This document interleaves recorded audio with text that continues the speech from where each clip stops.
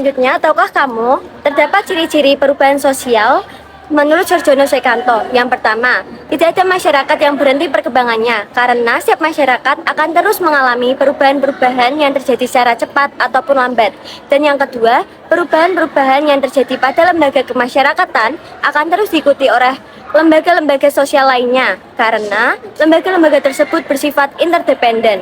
Dan yang ketiga, terdapat perubahan yang terjadi secara cepat akan menyebabkan disorganisasi yang bersifat sementara dalam proses penyesuaiannya. Disorganisasi tersebut akan terus diikuti oleh suatu organisasi yang mencakup pemantapan dan nilai-nilai baru.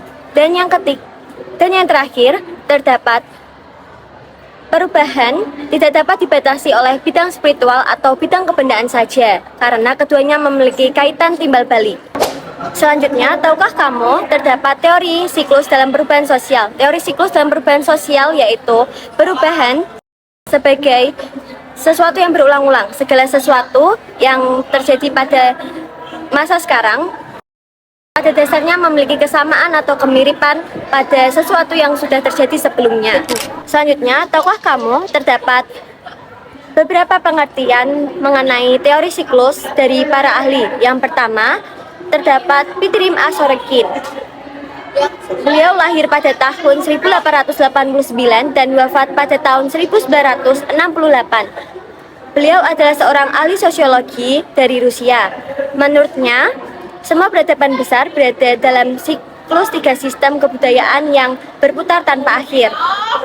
3 kebudayaan itu terdapat yang pertama, kebudayaan ideasional atau ideasional kultural, yaitu kebudayaan yang didasari oleh kepercayaan atau nilai-nilai